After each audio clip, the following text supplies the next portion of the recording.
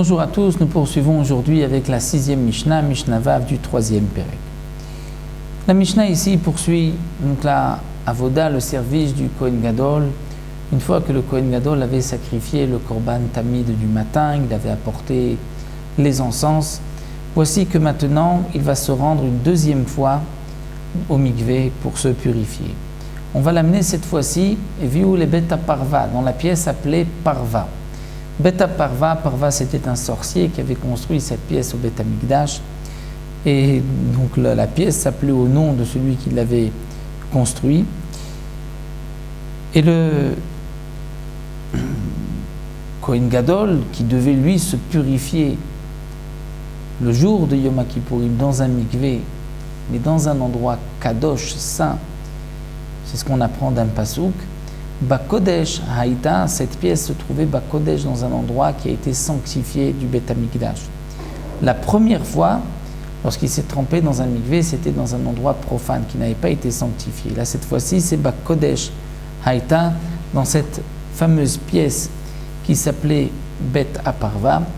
D'après certains Mefarshim, ce Parva, cet homme-là, qui était donc un sorcier, avait un jour voulu voir le Kohen Gadol et il avait creusé un tunnel.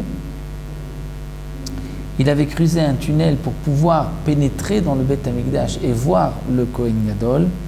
Et lorsque les Chachamim se sont aperçus, ils l'ont bien sûr arrêté. Et donc, cet endroit est ensuite devenu le mikvé du Kohen Gadol et cette pièce appelée Beta Parva. Donc, Persou Sadin Shelbutz, on étendait un sadine, un drap, en lin, beno le benam, entre lui et entre le peuple, par tzniut, par pudeur. Et le drap en lin, comme nous l'avons vu, pour rappeler au Kohen Gadol qu'aujourd'hui, il doit servir au Beth Amikdash avec des habits en lin. Kidesh yadav veraglav, il va se purifier les mains et les pieds, ou pachat, et ensuite se déshabiller. Puisque à chaque fois, avant de rentrer au mikvé, et une fois sorti du mikvé, le Kohen Gadol devait se purifier les mains, Kiddush Yadayim Veraglaim, donc une fois avant, et ensuite il se déshabille. Rabbi Meir dit non, Pachat et Kiddush Yadayim Veraglaim. Il doit d'abord se déshabiller, et ensuite il va purifier ses mains et ses pieds. Yarad Vetaval, il descend, il se trempe, Ala Venistapag, il sort, il monte, Venistapag, et il se sèche, et Viulo Bigde Lavan, on lui apporte les Bigde Lavan, c'est-à-dire les habits en blanc. Il y avait 4 habits en blanc. Les 4 habits, c'est un caleçon, une tunique, un chapeau et une ceinture qui étaient en lin, puisque le lin est blanc. Et vu de la vache, il va s'habiller. Et là encore une fois, Kiddush Yadav Veraglav, il va sanctifier ses mains et ses pieds.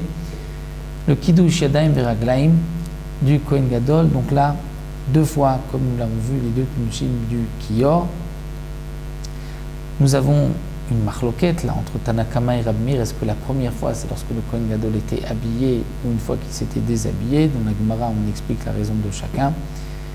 Donc là nous avons vu la deuxième fois où le Kohen Gadol va se purifier. La première fois c'était avant de commencer le service de ce grand jour de Yom Kippourim. La deuxième fois c'est lorsqu'il va changer d'habit. Les autres fois aussi c'est lorsqu'il va changer d'habit puisque le Kohen Gadol devait changer plusieurs fois d'habit.